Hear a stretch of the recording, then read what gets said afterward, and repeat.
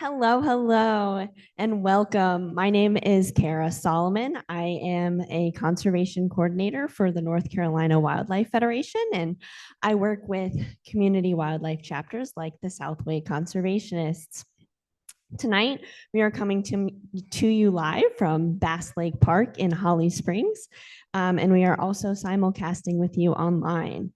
I will be moderating for you tonight. So if you are online and you have a question, please put your question for our presenter in the chat and I will get it answered for you here live in person. And if you are in the room, please raise your hand and we will pass the microphone to you. Otherwise, the people online cannot hear the question. So if you have a question in person, we'll get you the mic and that way everyone can hear. So I'm excited to be with you all tonight. And now I'm going to pass you off to the Southway Conservationist President, Monty Murray. All right, thank you. Thanks, folks that are online, and thanks to the folks here in Holly Springs. And I am Monty Murray, and I am president of the Southway Conservationists. And we're happy to hold this. This is one of our quarterly meetings that we do in person, as well as we hold webinars other months when we're not doing in-person meetings. But this is also a webinar. And to tell you a little bit, for those that don't know about Southway Conservationists, we're an all-volunteer organization, and we're part of the North Carolina Wildlife Federation, serving the Raleigh area. Our mission is to conserve and improve wildlife habitat and diversity through public outreach, sort of like this, and conservation projects, which we do a lot of. A lot of roll up the sleeves, get the work done. And that's just who we are. Check out many of the activities that we do on our website, and that's southwayconservationist.org. And also you can see on the back table here, those that are in the room that aren't familiar, you'll see sort of a pictorial description of the things we do. And hope that you'll come join us. And if those of you online, if you're somewhere near Raleigh, come join us as well. Watch the website, subscribe. So speaking of things coming up, we have a big sweep coming up. And tonight's talk is about the Walnut Creek Wetland Park. And interestingly enough, in 2 days, we're actually going to do a cleanup at the Walnut Creek Wetland Park. So that is on the website. If you're interested in helping with that, please register and come.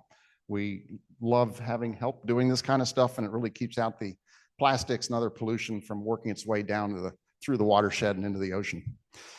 So that's Saturday, September 7th from 9 to noon at Walnut Creek Wetland Park.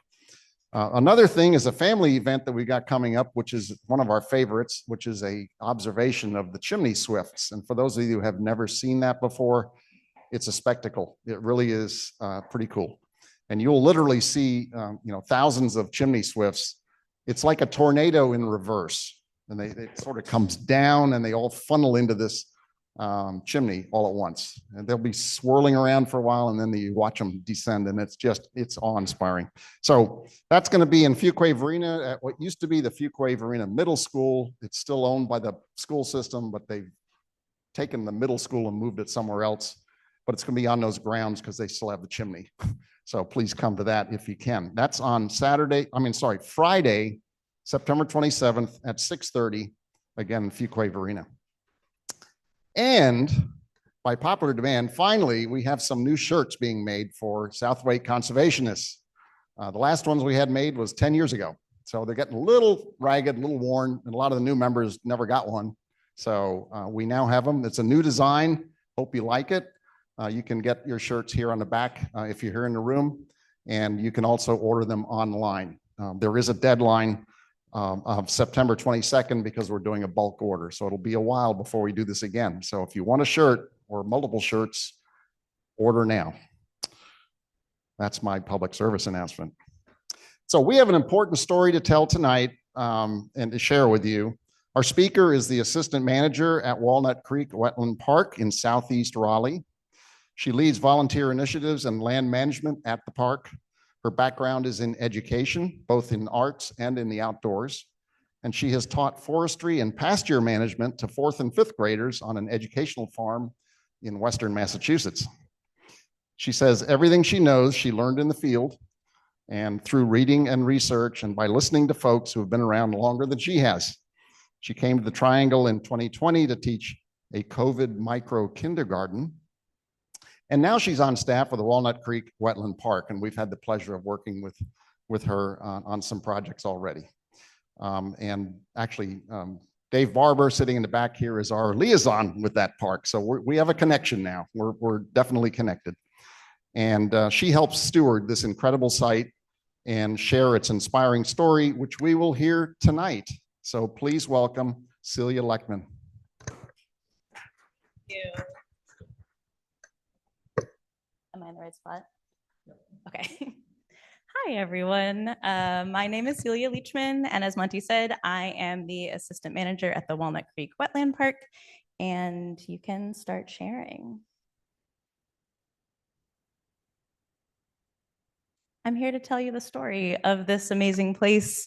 Before I started, I wanted to first, I have a bunch of references at the end of the presentation, some of the places that I got some information, some really great places to get more information if you're interested in this story.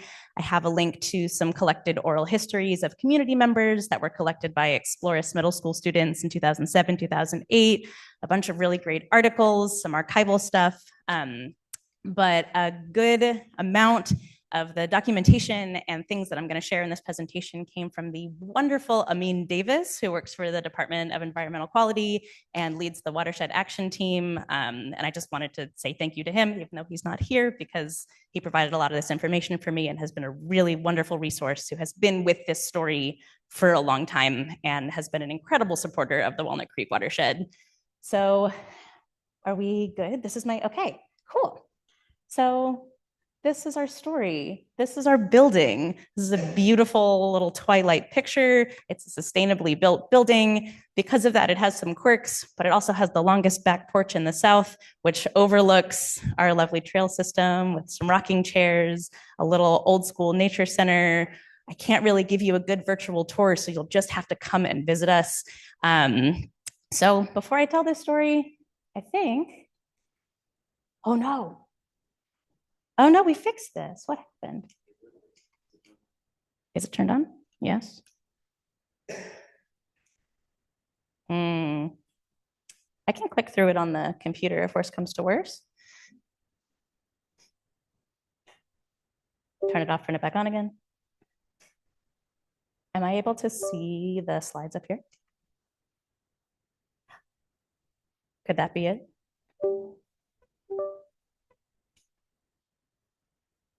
Is the slideshow open on the computer, on the PowerPoint there?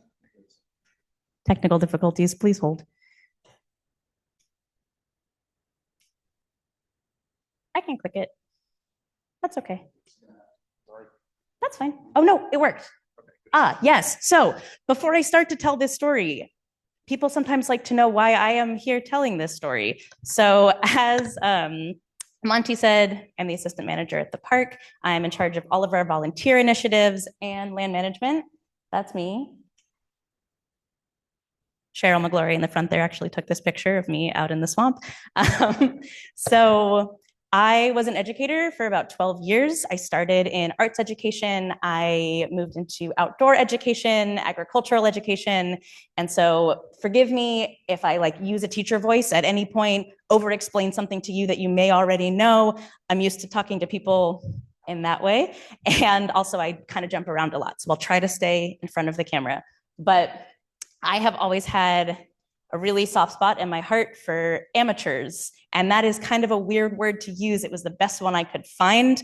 As Monty also mentioned, I learned everything about what I do now in the field as sort of a professional amateur. When I was teaching theater, I always was teaching theater for non-actors. When I was working with kindergartners, I was creating curriculum with 5-year-olds. When I was doing pasture management, it was kids that were coming to our farm who lived in the city and sometimes didn't know that a carrot grew out of the ground, using saws and loppers and maintaining a maple grove to make maple syrup.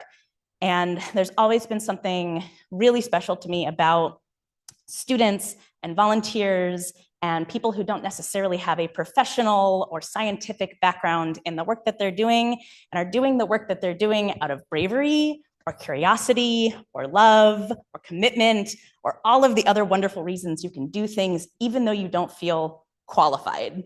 So as a person in that position who loves people in that position, that is my story, and here's ours. So where is the Walnut Creek Wetland Park? So this is the greater Walnut Creek watershed, and forgive me if I look at my emotional support notes over here. It's about 25 square miles.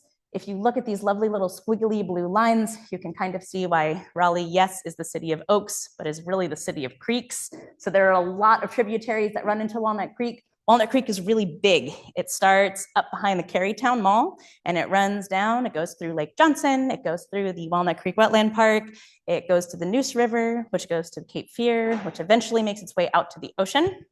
So Walnut Creek watershed is here. And if you look, you can see a little teeny tiny red rectangle-ish. And that's us. We are that rectangle. So this is the Walnut Creek Wetland Park. We are the floodplain of Walnut Creek. And we are also where Walnut Creek and Little Rock Creek come together. We are the confluence site of those two creeks. So Walnut Creek, yes, is really big, is really noticed. Part Rocky Branch, which is a creek that's getting a lot of attention right now, runs into Walnut Creek. Little Rock Creek is really small, and she has a really, really big job. Little Rock Creek drains about a square mile of drainage area. 95% of that drainage area is impervious surface. So Little Rock Creek drains almost all of the stormwater from downtown Raleigh. So it is a highly impacted urban stream. It has way, way, way more stormwater running through it than it was ever designed to carry. It carries a lot of garbage, a lot of bacteria and chemical runoff from downtown Raleigh, and it has some really serious bank erosion. All of these things are also true about Walnut Creek, but Little Rock Creek has my heart, so I like to, give her a little shout out here in the hard work that she does every day. So, boop. We'll do a little wetland 101. So you can kind of understand a little bit more about the ecology behind wetlands. Again, this may be stuff you already know. It's totally fine. Maybe we'll learn something new. But first, let's play a game. So people who are here, I have 3 pictures of 3 different wetlands. I took all 3 of these pictures. Can you guess where these pictures were taken? They were all taken in different places. You can pick one that you're like, I totally know, or all 3 with confidence, even if you're totally wrong.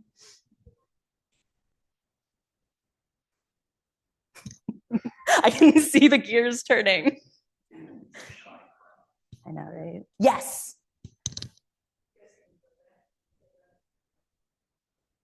Okay, you're guessing the left one's Walnut Creek. Does anybody else have guesses?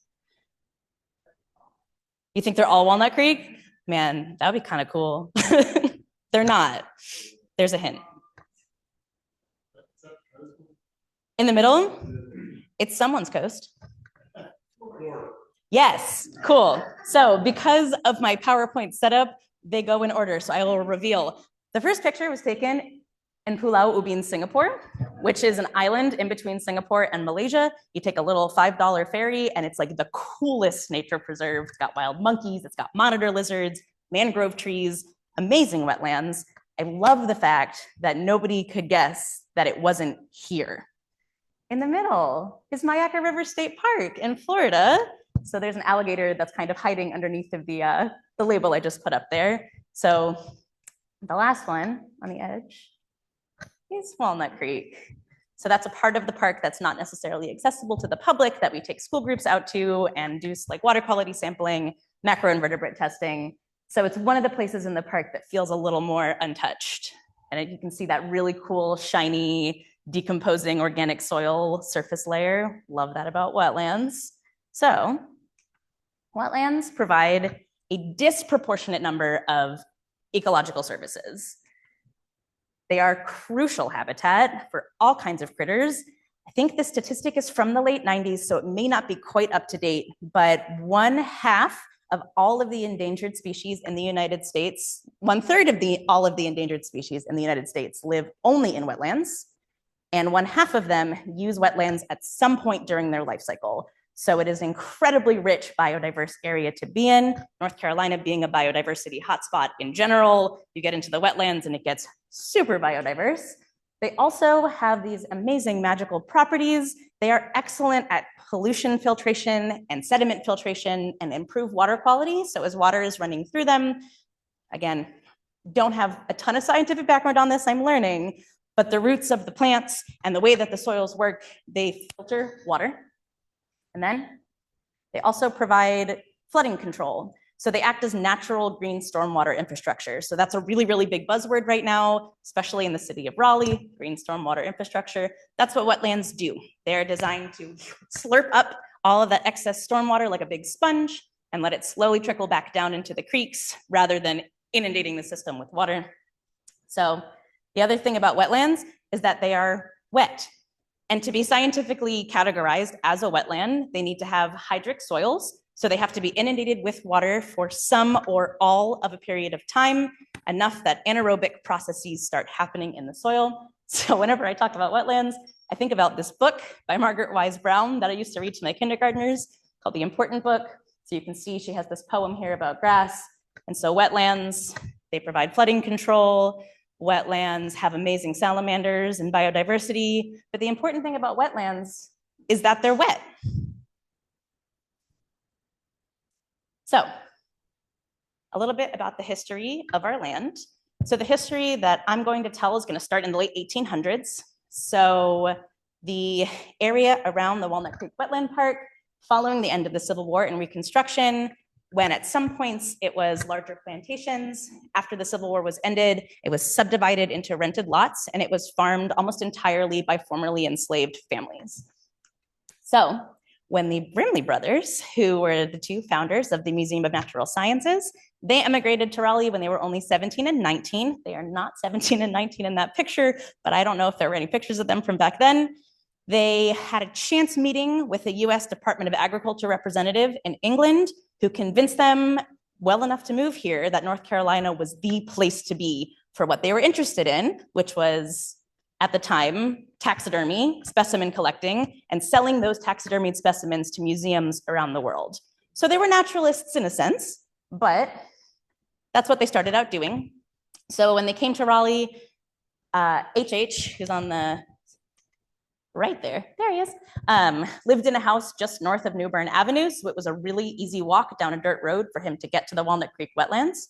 And in some of their writings, the Walnut Creek wetlands specifically are described as this like incredible, untouched natural treasure. So our story starts out beautifully. It was an insanely rich in biodiversity. And the Brimley brothers here did tons and tons of specimens. They would ride their bicycles around the area and they would ask farm kids where to find the cool bugs and birds, because nobody knows where to find cool bugs and birds better than kids. So one of the birds that a child led them to was the black marsh rail, which was scarce and endangered back then, is scarce and endangered now, and very secretive. And so I think the one that they found, they killed and stuffed and sold, but 1800s were a different time. So they did a lot of research around the Walnut Creek wetlands, and Clement Brimley actually wrote about 100 papers about birds. The majority of the research he used to write those papers was collected in the Walnut Creek wetlands. So, emotional support notes. Boop. Story starts out great and beautiful. Unfortunately, it is downhill from there. So I'll show you this picture here. One of the things that I mentioned previously was that wetlands are really good for pollution control and filtration. So there are municipalities, there are places, I think in about 50 countries, that have constructed wetlands to treat their sewage, because it's the same biological process. It works really, really well. However, that's a little bit of a newer function, is building these constructed wetlands to process your sewage. When you're building in the late 1800s and early 1900s, this big, beautiful city on a hill, Raleigh, North Carolina, you need somewhere to put your sewage. And so you have this wetland, You can't build on it because it costs millions of dollars to backfill it. It's really challenging. Wetlands are seen as the sort of undesirable, gross land full of poisonous snakes and bats and spooky things that people don't like. So instead of treating the wetland like the natural treasure that it was, it became a sewage outfall. So the city of Raleigh discharged its sewage directly into Walnut Creek and into the wetlands. Unfortunately, the creek into which sewage was being discharged was also a drinking water source for a lot of the city. And I put these two phrases up on a screen because they don't belong there together. And I thought that was kind of striking. So this sewage dumping of raw sewage, like kids playing down in the creek, poop floating by them in the creek, continued until the Clean Water Act was passed in 1971. So it kept going. I've heard that it slowed down around the 50s, but it was made officially illegal in 1971 by the Clean Water Act. However, it was found in 2020 by the Department of Environmental Quality that the Terry Sanford Federal Building downtown was still discharging raw sewage into Walnut Creek up until 2020, when that was discovered that their pipes in their building had been cross-contaminated for decades. People were aware of this in the early 2000s and did nothing. So the problems still continue. So when you can no longer dump sewage into your creek, well, what do you do with the swamp? You can't build on it. So unfortunately, instead of being a dumping ground for sewage, the Walnut Creek wetlands and the surrounding creek became a dumping ground for garbage. So we'll jump forward a little bit, but I think this quote from Walter Magazine, which has one of my absolute favorite articles written about the Wetland Center. By the 90s, the wetlands were a neglected swath of undeveloped land, an eyesore where passersby witnessed everything from baby cribs to rusted washing machines to industrial janitorial brushes lurking in the muck, where residents and businesses alike treated the wetlands as a landfill. So this dumping problem was what this area was known for. And it was actually so bad that when they were building the building that our nature center is in, they had to relocate it 3 times because they kept digging down into the ground and hitting a layer of scrap metal that had been buried there from decades and decades of dumping and made it unable for them to put in the foundation of this building. So as we do work around the park, we find a lot of particularly old building material that's embedded in the ground and part of the soil. So it was a dump. And now it is important to know how the human element of this story starts to intersect more with this environmental abuse. And to tell that story, you have to know a little bit about the history of housing. This is a history of housing in a lot of places in the country, but here's the history of housing in Raleigh. And really, really short, after World War II, city centers and major cities all over the country were cleared out in this urban renewal movement. And they were cleared out to make way for highways, to make way for infrastructure, and to essentially demolish what these urban renewalists viewed as slums, but were actually places where African-American families were thriving in city centers. You hear stories in Durham, you hear stories in Raleigh, you hear stories in other places around the country about a Black Wall Street or a Black Main Street. That's what was displaced by this urban renewal movement. So Raleigh's, a relatively big, sprawling city. And these African-American families who were displaced by this movement were excluded from housing in the northern part of Raleigh. So the city housing was still highly segregated. And up in the northern part of Raleigh, again, as it is always, the upland part of an area, not the bottomland part of an area, Black families were excluded from living there. So the first housing developments for Black families were built in the southeastern part of Raleigh, directly adjacent to this wetland, this very abused and very polluted wetland, because white families had better options. And so there were Black architects involved in these projects. The land for these neighborhoods were granted by the first Black mayor of Raleigh. So this area was built for these families. And there is a lot of pride still in those neighborhoods because what they were given was the only choice that they had. And so the neighborhood, and it's funny because I'll show you a picture in a minute from when it was being built in the 50s, but it still looks very much the same because it's a historically registered place and it is quiet and it's well maintained. And most of the residents there are either legacy residents who were the first people to move into those houses with their children when they were young, or the children of those people who have moved away, had careers, come back 30 years later, and move back into their family homes because that generational wealth and that generational pride is still really strong. So this is something I actually learned the other day when I was doing more research on this. So I'll show you a map in a minute, but I'm going to show you two different pictures. And this is the way we talk about these neighborhoods now. So there's the neighborhood of Rochester Heights, which is the neighborhood we're going to focus on for this story, because you'll see on the map, they are the more south area and the area that is like directly adjoining the wetland and experienced a lot more of the nuisance flooding and the catastrophic flooding. So this is a picture right before it was built. There's the little sign, you can buy a whole house for $11,300. Couldn't be me. So here's Rochester Heights. It was finished in 1959. And then this is a more contemporary picture from the city of Raleigh's like historical research division doing a historical architecture survey. But this part of the development was finished in 1960. And so on our map here, if you look at our little green guy right there, there's the Walnut Creek Wetland Park. So you can see how close in proximity we are to this neighborhood. And there's Rochester Heights. Dun, dun, dun. Come on. And there's Biltmore Hills. So you can still see kind of the outline in black of Rochester Heights. Now, there's something really interesting to notice. I want to make sure I tell this in the right order. Yes. So running in between those two neighborhoods, what is that? Yeah, that's the Raleigh Beltline. That's 440 and 40. So although Rochester Heights and Biltmore Hills were originally conceived of and developed as one housing development, when the Raleigh Beltline was completed, it bisected those neighborhoods. So they're now called two different things. The Biltmore Hills side of it is hills for a reason. It's set up a little bit higher, and it's north of the Raleigh Beltline. Rochester Heights is way down low with a tributary of a creek running behind it. It is south of the Raleigh Beltline. So it's important to know that this big Raleigh Beltline, which I'm sure a lot of folks have driven on, was completed with the intent of letting wealthier families in the north part of Raleigh easily access all the wonderful amenities of downtown. Cut these two neighborhoods in half with a really big impervious surface. So the Rochester Heights neighborhood had experienced, frequent nuisance flooding for decades since the neighborhood was built.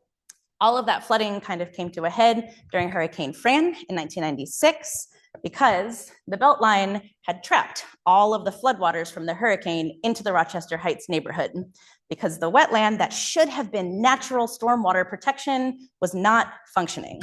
So look at that, wetlands, natural green stormwater infrastructure. And so this is a picture from Hurricane Fran in Rochester Heights. So of the 29 homes in that part of the development, 90% of them had floodwaters intrude into their house. And I was reading an article from 1997 from the News and Observer about when some of those federal disaster relief funds were given to North Carolina. They did receive federal disaster relief funds. FEMA actually came in and demolished 4 houses that were swept off of their foundations by flooding. So the city now owns 4 FEMA lots at the end of this neighborhood, which are like right at the edge of the park, where the flooding is so catastrophic that you are not allowed to build a residence there ever again. So a lot of those FEMA funds, although they did come in and demolish those homes, flowed to wealthier, whiter parts of the city. And so here, there's something a little funny in this quote, is a quote from that article where it says, a tributary of Walnut Creek runs behind and sometimes through Onelia Foxwell's house. She says they were rescued by people in canoes. So there are a few pictures that I was missing that I wasn't able to access, but there are pictures of people with floodwaters like 3/4 of the way up their front door. There are pictures of people canoeing down the road to help neighbors get out. And to be fair, there are still a couple streets in this area of Raleigh, particularly a street called Rose Lane, where when it rains an inch and the water level rises, they're cut off from emergency services because the only exit from their neighborhood floods so badly. So there's some things being done to address that, like raising and lowering the level of Lake Johnson, which has a pretty big effect on the water level in Walnut Creek. But this isn't a 1996 problem. this is still a problem. So this was the most catastrophic flood that occurred here. After this flood happened, unfortunately, the story doesn't get better yet, almost. So to add insult to injury, and I have a little article here, the city of Raleigh decided that they were going to make the residents of Rochester Heights pay for repairs to infrastructure and creek dredging out of their taxes. Hurricane Fran hit Raleigh directly. It hit the whole city. There weren't any other neighborhoods, developments, or areas in the city that were asked to pay for their own infrastructure repairs out of their taxes. And so it says here at the beginning, when A.J. Turner moved to Rochester Heights in 1958, contractors told him that Walnut Creek, less than a mile from his house, would never flood. So I would just kind of want to let this stand on its own. So another document I wasn't able to access, unfortunately, was an actual copy of one of the petitions that neighbors started sending around to each other. So people had been sort of talking about the abuse of this wetland for a long time, and Hurricane Fran really proved that the wetland was in such disrepair and was actively causing so many of the problems that these neighbors were facing. And so folks started sending around petitions and petitioned city council about this choice. And that was grassroots and community led, and city council changed course. They changed their mind, and they did not make the residents of Rochester Heights pay for these infrastructure repairs. So that's like our first sign that, hey, like, wow, we can really do something here. So, after Hurricane Fran, parishioners at the St. Ambrose Church, which has been next to the wetlands since the 60s, it's an Episcopalian church. They're super awesome. We still meet and work with them a lot. They started to meet to discuss these environmental justice issues facing the Walnut Creek watershed. And so environmental justice is a big word here. And so I thought I would give it a big definition.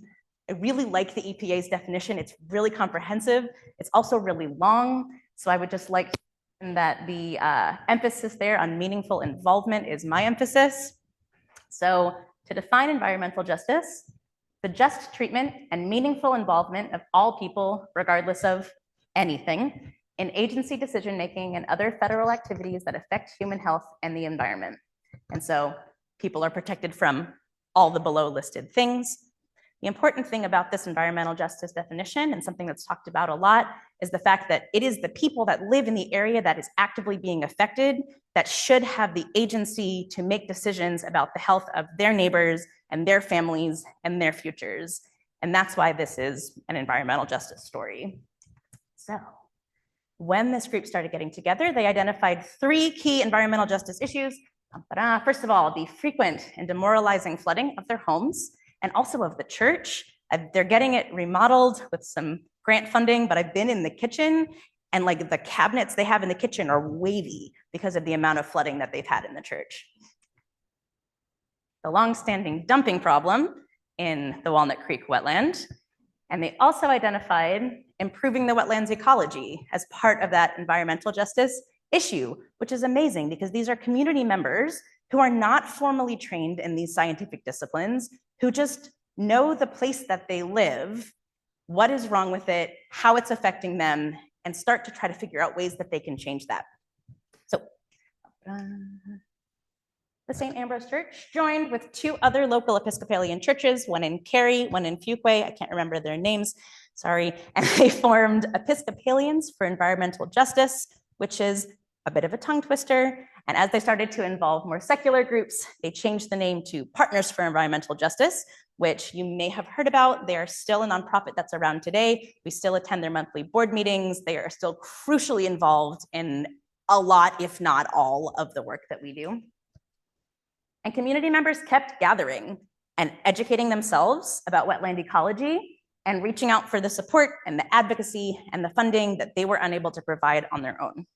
So they asked Dr. Norman Camp, who's over there on the right, who I will say passed away in 2018, but they asked him to chair this effort. And I'll make a plug. The previous manager of the wetland park is a woman named Stacy Hagwood. She wrote a children's book about the story of Dr. Camp growing up called Norman Builds a Park.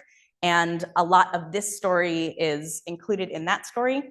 And last fiscal year, we got a really big like child-sized version of this storybook installed at the park, so you kids and families and people can come and turn these giant pages and read this story. It doesn't pull any punches. It's beautifully illustrated and it's really special. So that's a nice thing to come and see.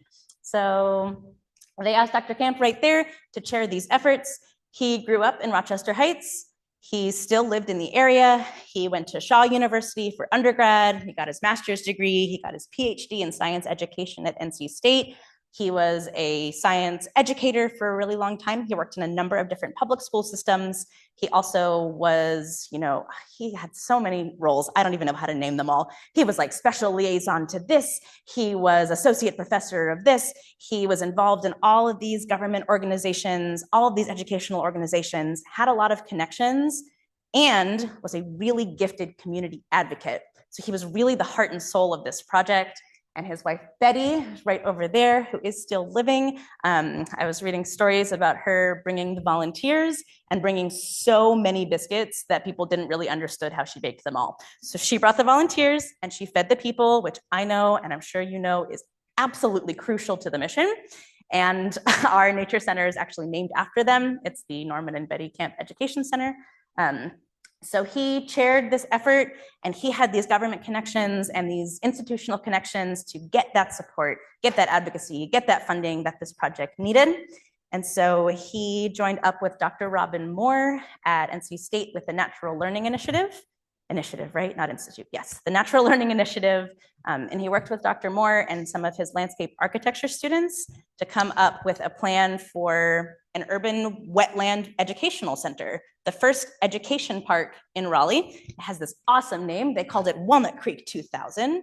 And so it was this really, really big master plan that was formed by working with the Natural Learning Institute, which designs naturally based learning spaces for children, which is something really special about the park, is that it was designed to be accessible and warm and welcoming, particularly for kids. And there was a series of like public engagement charrettes and opportunities for the community to have input on what they wanted to see in this place. The city owned this land. So this was trying to get everybody involved except for the city of Raleigh quite just yet. So after that initial community engagement was conducted, the community started organizing twice yearly cleanups of the creek and wetlands, which we still do, however many decades later. One of them is happening on Saturday. You can talk to me more about it if you want to learn how to register. And yeah, so Betty Camp brought the volunteers and brought the biscuits. And while they were lobbying the city for parks bond money to set aside to have this area the city owned designated as a park, volunteers went and just cleaned out the swamp. And I've like met people who were there for those initial cleanups, and they were not going in hip waders. They were going in their regular clothes, sometimes after church, chest deep in the, finding all kinds of weird stuff and just dredging garbage up. So from 1996, 7, 8 until 2003, when all of that lobbying and arm twisting of the city came to fruition and this parks bond money was granted, these volunteers got 60 tons of trash out of the wetland. Yes.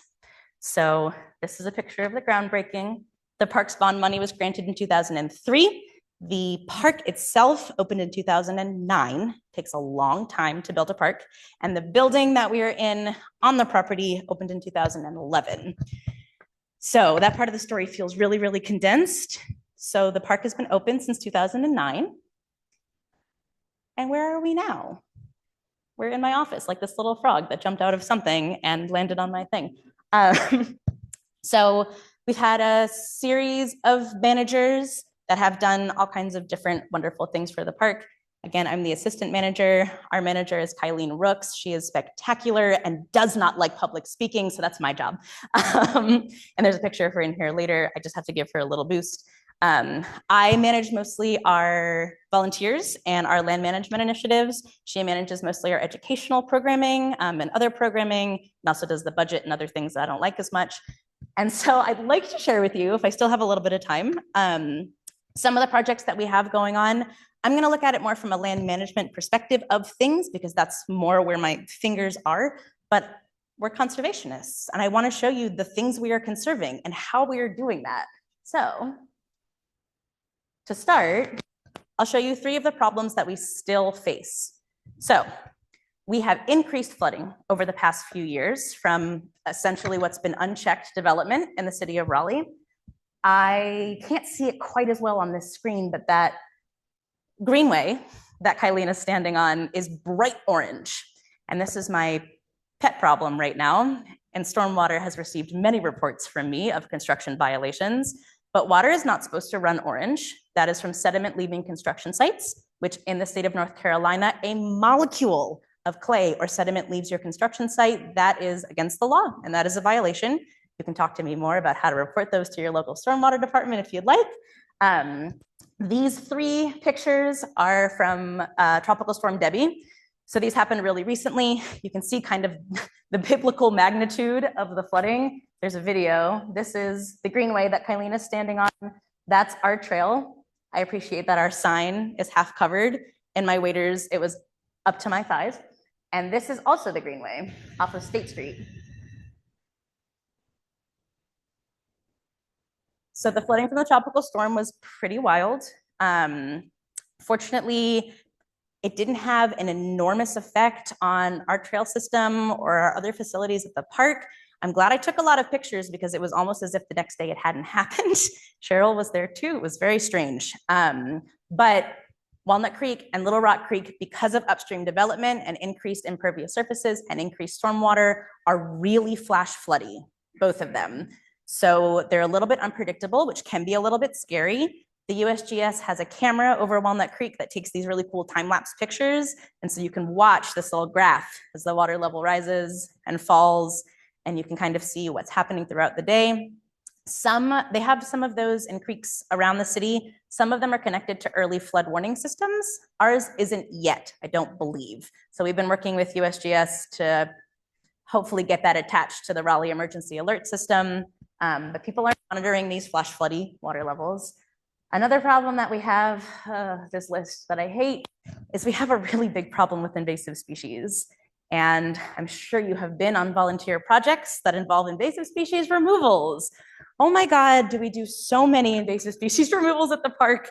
I will show you some pictures and talk a little bit more about it.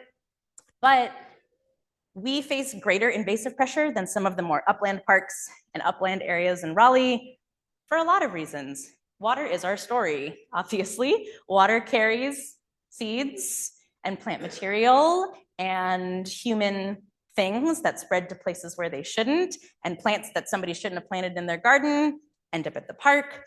So this is by no means an exhaustive list, but privet, stiltgrass, air potato, porcelain berry, Japanese hops, fig buttercup, Bradford pear, pretty much anything you've heard of or anything you could imagine. You have seen new and exciting invasive species every day.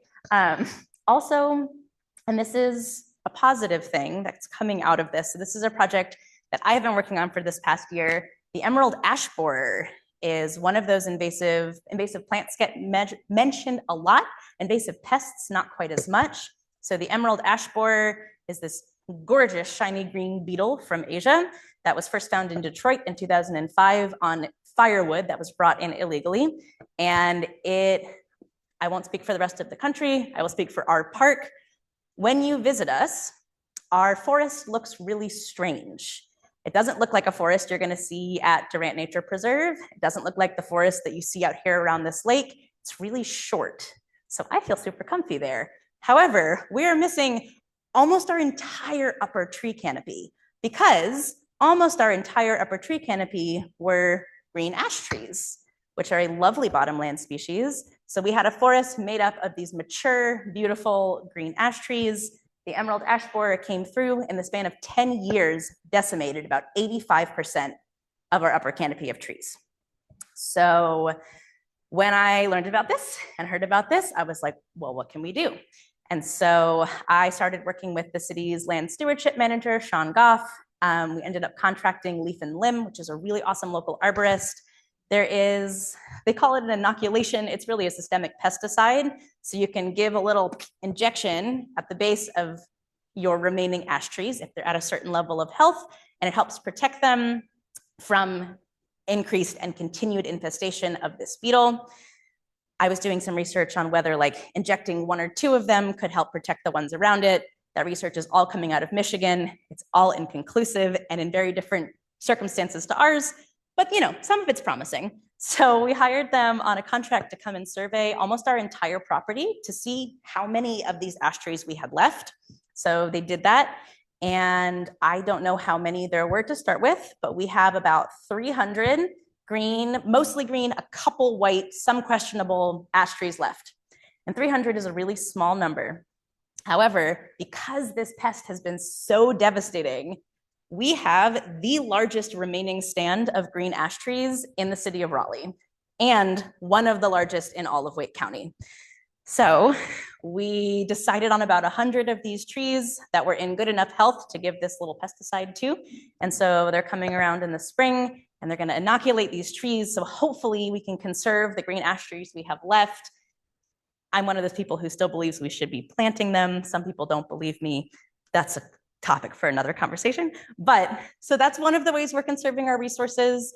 That's our forest, and the decimation of these trees has changed our ecology drastically and has a really big effect on the invasive species that grow there, because it opens up these big patches of sunlight, and then you get dappled light and you get open areas, and that's when all the vineys come in and all the privet grows in. So these ecosystems have really, really delicate balances.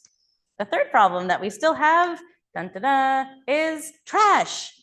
Oh, friends, we have so much garbage. So these pictures are all from this past year. A lot of them have volunteers.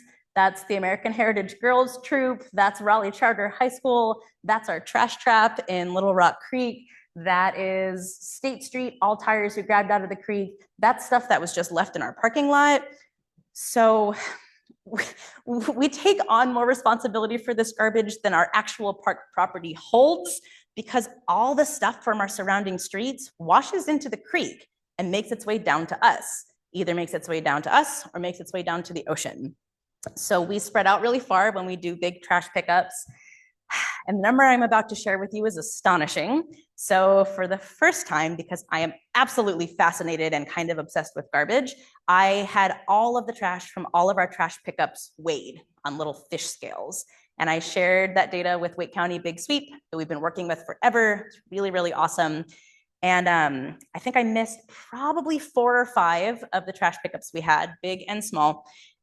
And the number that I added up on my little piece of paper was over 10,000 pounds of garbage. Some of that was tires. Some of that is the front bumper of a car or a busted up flat screen TV, but most of that is bags of garbage. So illegal dumping is still a really big problem. There have been some task forces and some education initiatives around this. These are things we are still working on, but it's always a problem, and we're always there if you want to come pick up some trash. So what are we doing? How's my time? Okay, cool. How are we continuing this stewardship? How are we continuing this work that was started by these incredible community members and that I now have just the untold privilege of being able to be a part of? We're experimenting because, we're a great breeding ground for experimentation, because things are always a little harder at Walnut Creek than they are in other places. And I wanted to share a quote from my colleague, Brian England, who is the manager at the Wilkerson Nature Preserve, and just an amazing mentor, an amazing conservationist. And when I first talked to him, I was talking about Walnut Creek. I had just gotten there and I was explaining all these things to him. And he's, watched all this happen for 10 years. He's been in his position a long time. And he was like, I can't do a very good impression of him, so I won't try. But he said, when you are given or put in charge of or put into a piece of land that it is your job to help steward and take care of, it's like being given a present. And sometimes that present is wrapped in really dirty wrapping paper. And that doesn't matter, because it's your job to get through all that dirty wrapping paper and find the beautiful things that are inside. And I think about that all the time when we face what Kylie, our manager, likes to call our unique challenges. So it's important. Oh my gosh. The teacher hands. It's important to note that we can't do any of this by ourselves. Partnerships are an absolute necessity in the work that we do. 60 acres of land isn't a whole lot, but it's a really big job. And so having a lot of people with their hands in the pot is really important. So these are some, absolutely not an exhaustive list of our partners. And I wanted to give a shout out to all of them. So they help us identify grant funding, they come and volunteer, they help us get connected to programs that open us up to federal money. We recently became part of the Federal Urban Waters Partnership, the whole Walnut Creek watershed, which has had, NOAA and the EPA and USGS come and have meetings with us about bacterial monitoring and water quality issues and climate resilience. So our reach is broad. People care a lot about the greater Walnut Creek watershed. These are some of the folks that we work with all the time. And so one of the big ways we're trying to make a difference is by really large scale invasive species removals. And so this is my pet project. This was one of the first things that I learned about when I started this position, was the idea of a high density forest planting. So this is the bank over there. Don't look at this yet, sorry. This is when it's all gone. This is one of the banks of Walnut Creek. We have a trail at the back of the park that takes you from the south end of the park into the Rochester Heights neighborhood. This was a community ask to have better connectivity to the park. Because it's a soft surface trail through a wetland, it has some engineering challenges. So it's my problem child trail, and we're working really hard to make it beautiful, but first to make it accessible. And so most of the bank of Walnut Creek is held together by privet. I don't know what kind. We have glossy privet, we have Chinese privet, we have Japanese privet, we have so much privet. And the bank is so degraded, you can't see over the edge there, but it's a 15-foot drop straight down. So the privet is what is holding the bank together. So we need to get rid of it because its seeds are spread by flooding and its seeds are spread by birds, and we have a lot of both of those. The bank here where this privet thicket is over on the left is really desolate. You can hear a catbird, but nothing else lives in there because they don't drop their leaves. So there's no leaf litter on the ground to maintain leaf litter critters. And it's not really good habitat or really good food for anything else. So we, with volunteers that I'll show you in a minute, cleared out about 1,000 square feet of it. And to get some more city buy-in, we agreed to monitor the area for about a year. And we don't have any machines, and we don't really have any way of getting machines down there because the trailhead is a very steep set of concrete stairs. So entirely by hand and with hand saws and with wheelbarrows and with those little dauber bottles of pesticide, my volunteers cut through these privet stumps and we treated them with herbicide, and our staff mulched really heavily this area to try and keep some of the crazy weed stuff growing back. We've done a little bit of herbicide spraying because it is the only way to keep the viney invasives out. I hate to say it, it just is what it is, always done with love and care. And they were able to clear about 1,000 square feet. So that's clear. The horizon line there is the bank of the creek. And we've since had an invasives contractor come and clear out a whole nother piece of the bank. So clearing out a bank really quickly has ramifications. And so I needed a way to hold the bank back together that wasn't going to be with invasives. So a really short version of this, essentially this was a protocol that was developed in Japan in the 1960s to not reforest, because there was no forest, but to afforest areas of super quickly industrialized Japan that would grow really, really fast and essentially mimic a native forest, like 10 times faster than traditional tree plantation plantings. And it's been done in other areas of the city by the folks at Project Pando, who I learned about it from. It hasn't been done to repair a riparian area like this, so people are very interested to see how badly it floods and what happens. But in this 1,000 square feet, we're going to plant about 270 tree saplings from about 27 different identified species. I tried to stick to as many as I could that were growing in the park. I had to branch out a little bit because they had to be super specialized to be in a place where they could be really, really dry and sunny for a couple weeks and absolutely have their feet wet for the next couple weeks. So red maples, absolutely love it down on that part of the park. Swamp maples, which we love. Some overcup oaks, all kinds of different like shrubby things. Essentially, with this protocol, you plant all of the layers of the forest at the same time, and you plant them all at about 1 or 2 years old. and you plant them really chaotically. So you're really trying to mimic a natural process.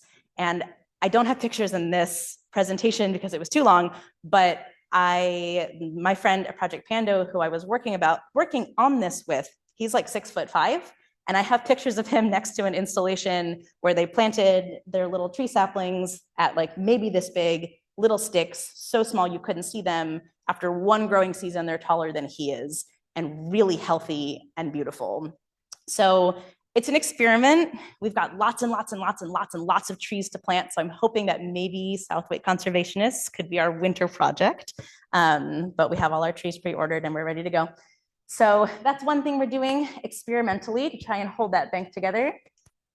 And those are some absolute warriors from NC State that took out that privet in like 2 hours. I have a thing where I like all my groups to like have a really straight face and just stand like this. They were really awesome. So I had to highlight them. Another thing that we're doing to continue the work is repairing what we break. So trust with this community is fragile. They didn't necessarily have the best experience with city-owned lands and the way that their neighborhoods were treated by the city of Raleigh for a long time. And so, yes, we have close connections with the people who were involved in the Walnut Creek project that we still continue, but it waxes and wanes depending on who's living in the neighborhood, what they've experienced with the city, et cetera. So that trust is really, really important. So over here, right up there is Bailey Drive, which is at the trail end of the Rochester Heights neighborhood. And we had a just absurd stormwater situation going on down here that was like a bottomless trash pit with absolutely no guardrails that used to vomit up action figures and subway wrappers from the elementary school up the street. And so we needed to get that fixed because it was really dangerous and it was really inefficient. So the stormwater department for the city came out, they built this really beautiful and very functional stormwater culvert, but left this hillside bleached out and rocky and covered in hay and construction material because it's not really in their job to do cleanup or replanting. And this is very, very clearly visible from the neighborhood. And nature remembers what it was. And so flooding got worse down here after this happened because the water would run off the street. It would have nothing to absorb it, the trees or the grasses or the bushes that used to be there, and would wash out our trail. And so we, on a wing and a prayer, because it was really sunny and really rocky, planted it really, really, really heavily with a specially designed native grass and pollinator mix from Mellow Marsh Farm, shout out. And it took a really long time to start growing. And then all of a sudden, it looked like, this. Yeah. And our trail stopped washing out. And if you take care of your space, they will take care of you back. We've got a praying mantis. We had all these tons of partridge pea came up and beautiful coreopsis and all of these wonderful, soft, inviting native grasses, not like Johnson grass or any of those other sort of gnarly things. And so now we have this like beautiful meadow. And so that's also kind of a work in progress. It was our first growing season, so we're excited to see what comes up next year. But restoration and the number of pollinators and bugs and bees and beetles and like little field mice and things that live down over here now, it's really beautiful. Missing. And we keep picking up garbage. So I love this comparison. This is a picture from the News and Observer in 1998 of a woman dragging tires out of the creek. This is Isabella Bevins, my work study student from NC State last year. Like, if there was something in between these two pictures, it would be about 6 sidewalk blocks. And these are tires that she pulled out of an area of Walnut Creek, 6 sidewalk blocks away from where this was happening in 1998. And a lot of those tires are white wall tires and semi-truck tires and tires they don't make anymore because tires were used as bank retention in a lot of parts of the creek throughout the history of this creek. So as the bank continues to erode, the tires continue to fall out. And there's not a lot of education on what you do with your old tires. And sometimes you pay someone to come pick up all your old tires and they don't want to drive all the way to the dump, so they dump them in the creek. So we got tires. So we keep picking up trash, thousands and thousands and thousands and thousands of pounds of trash.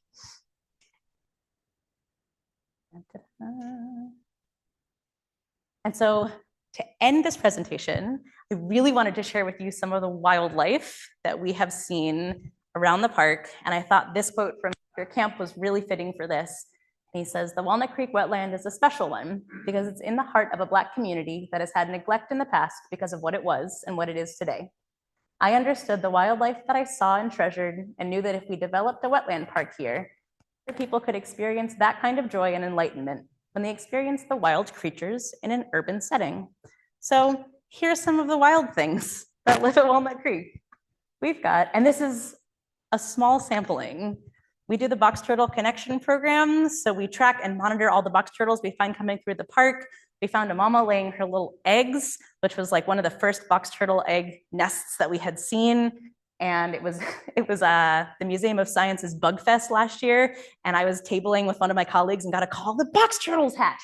So box turtles, we have since found pinky turtles, yellow-bellied sliders living in the creek. We have skinks and anals, marbled salamanders, red Fs, eastern narrowmouth toads, Cope's gray tree frogs, green tree frogs, bunnies, always. Not too many deer, which is pretty nice for us and our things that are growing. And like 3 of the amazing native plants that we have. We found morel mushrooms for the first time this year. We have arrow arum growing out in the swamp, lizard's tail, buttonbush, amazing wetland plants, and jewelweed. We managed for stiltgrass last year, and all the places we pulled the stiltgrass, either little baby red maples popped up or fields of jewelweed that grew up and shaded out the stiltgrass that started growing underneath of it. Nature remembers what she was supposed to be and takes care of you. Swamp rose mallow, which pops up in like late July and August everywhere. Yeah, now is autumn clematis time, so it's invasive and very white and very smelly, but you know, all the late summer, early fall wildflowers are pretty amazing at this time of year. And the creme de la creme, a couple videos of our trail camera footage for some cool mammal and bird action. This is right over Walnut Creek, I think where all of these trail camera pictures were taken. It's a wetland, we've got beavers, and they're so big. And they're way, way, way better wetland managers than I am. So we kind of just let them do their thing. We've dismantled a couple dams here and there. We have a beaver baffle here or there, but they do pretty astonishing things. So a big old beaver. This one's a blink if you'll miss it. Great blue herons. Whenever you go down a creek bank, one will just swoop right in front of you. We have red-tailed hawks too that like to sit and watch the children on the deck looking for a snack. Everyone's favorite, there's a family of river otters that lives in Walnut Creek. And this is right over the bank where we cleared that privet out. So this was the first time we were actually able to see them because we were able to access that area of the creek to watch them go. We've got river otters. We've got a mink. I know. I saw a video of it at nighttime, and that was the first one I saw just midday. There it is. And my favorite, a little muskrat. But we have foxes, tons of raccoons, opossums. We have trail camera footage of a bobcat coming through because wetlands, amazing ecological services, also serve as transitory corridors for a lot of animals. We are so close. We are like 7 minutes from downtown Raleigh. And the greenway system, which runs through a lot of the park, is one of the only continuous green spaces left in the city. So things make their way from here to there through that. And of course, very important wild things. All of the kids, groups, volunteers, friends, neighbors, community members that will continue to be the stewards of this space coming into the future. So thanks. That's our story.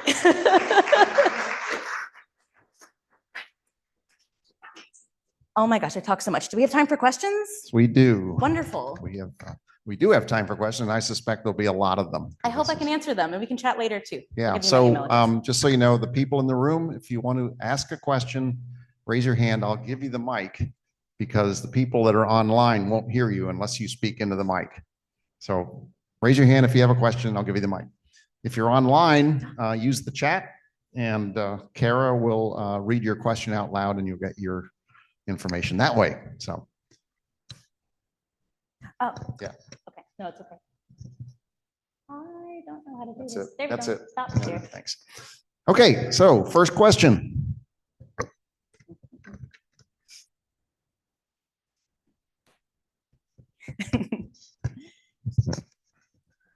On the Emerald Ash Borer program, you mentioned several agencies that you work for. Did you work with USDA? We have not worked with USDA, but we were. Heather Mounier, who used to work for the city of Raleigh, is the invasive species coordinator for the North Carolina Forest Service. And so she sort of let me into some federal grant funding to continue that project, but USDA not yet. Yeah, you mentioned, I think you mentioned an office in Michigan, right? That's where I was doing research. That's where a lot of the research is coming out of, but I haven't contacted them quite yet. Yeah, because I know that we had a place in Michigan. Thank you.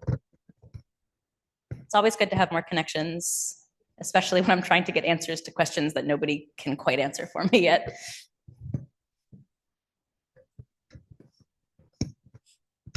Sort of wanted to make a comment. I was on one of the cleanups, particularly on the getting rid of privet. Yeah. And one of the city workers made a comment that it's generational clearing. Yes. It's not just going to happen in one generation. Because it didn't become a problem in one generation. Correct. So I guess we're going to have to make a long commitment to your group. Yes. We call it job security, which is kind of morbid, but I'm thinking about some invasive removal work that I did at Durant Nature Preserve because they're on our team and I like to learn and help out. And we were doing some spraying for wisteria, which we don't really have a problem with, but they have a huge problem with because they have a significant number of old home sites on their property and people would grow the wisteria up their porches and now their entire forest is covered in it. And these are anthropogenic problems. These are human problems. We put in plants that we shouldn't have put in under guidance or no guidance or incorrect guidance. And it is a generational problem to fight against it. And it feels kind of like a losing battle. And so when things like the jewelweed come up and the little maple trees come up, it's like, okay, it takes 7 years to remove stiltgrass from the seed bank, but like, we'll be here for 7 years. We'll keep going. I wanted to ask, when you were removing the privet, it looked like the technique had changed. You cut it off and then paint it with herbicide? Yes. So there are a few. What technique were you thinking of that was different? Because I remember in the past, there was a man that devoted the last 20 years of his life in that area, and he was literally digging and ripping the privet out. With the root pullers. But I was thinking, you were talking about the banks Precisely. stabilized by the privet. It was better to leave the roots in and just poison it. That's exactly why we did it. So we have a couple root pullers and there are other places around the park, obviously, that have a lot of privet that we have pulled up by the roots, and the little babies are super easy to pull up. But because of the integrity of the bank being so compromised, we had to have some kind of root system in place before we were able to replace it. And once the new trees are established, we can go back through and take it out. It's because it does resprout like crazy and we have to keep cutting and retreating it. This isn't a question, it's a comment. Sure. You may know, of course, South Wake Conservationists are part of the North Carolina Wildlife Federation, and the state organization has a program. We've changed the name of it for copyright reasons, but it's called Trees for Trash, or it used to be. Yes. Yeah, and so for every 25 pounds of trash, one of our affiliates, one of our chapters gathers, you get a tree. Well, that 10,000 pounds of trash would have been 400 trees, if my math is correctly. Yeah. Yes. And because that number is so big and I have publicized it so widely, for our big sweep on Saturday, Wake County was like, hey, do you want to partner with Clean and Green to provide trees? And we said, absolutely yes. So I'm hoping the city can be a little tricky with donations and processes and stuff. So we're going to actually donate those trees to somebody else in Wake County in need of trees. But hopefully if that's easy and successful for us, which I'm assuming it will be wonderful, I'd like to partner with them for our general volunteer trash pickups throughout the year. It's a lot of trees. Yeah, that'd be great. Yeah.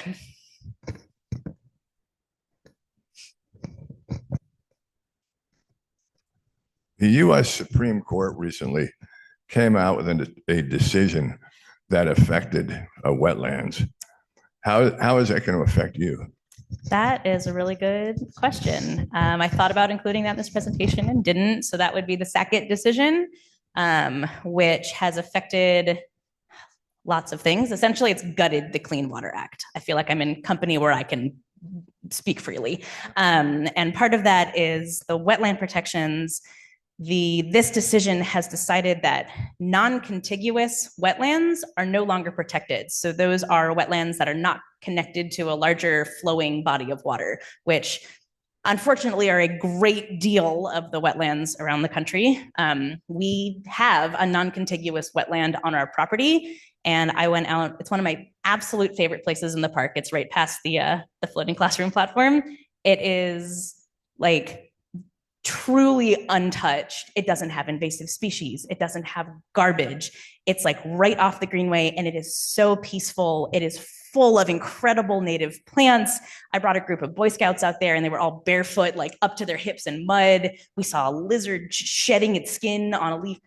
It's an incredible part of the park, and it is a non-contiguous wetland. So if the park property wasn't protected under City of Raleigh ownership, it would not be protected from development. So that decision doesn't affect us and our park directly because of the ownership of the parcel of land. However, that doesn't mean we're immune from any of these things. And there is another parcel of land. It's not part of the park proper, but it was included in some of our initial surveying. It's off Garner Road. It's right by the park. It's off the Garner Road Greenway. And it's actually an open water cypress marsh, which is a highly unusual natural community in this area. It is very special to me. And it's under some study, but it's like the back eighth of a federal surplus warehouse land, and nobody takes care of it. So that wetland is not under any protections. And that is probably the westernmost example of that environment in the state. So it's a really big decision. Unfortunately, from our position, there's limited things that we can do as city employees. We push that a lot, but also we're not grant funders and we're not direct policy advocates. So that's where those partnerships are really, really important. And our job, where we stand, is to, I show up at city council meetings, work with Sound Rivers, get our story, our pictures, make reports, send the message out, and hopefully find partnership and advocacy that can help advocate for wetlands that don't have the same protections that we do. Any other questions? We're good. Okay. Well, thank you. Thank you guys so much. It was wonderful to talk to you. That was a very powerful story and a call to action. So I hope everybody here is inspired to want to come visit. Yeah, come visit, come work. And that concludes our webinar for tonight. Those of you that know people that weren't able to come tonight, you might let them know that this is being recorded. Feedback? Oh, okay. That's what it was. Okay, it is being recorded, so let your friends know. This is an important story for people to know, not just about Walnut Creek wetland, but wetlands in general, how important they are to our wildlife. So thank you very much for joining, and that's the end of our webinar.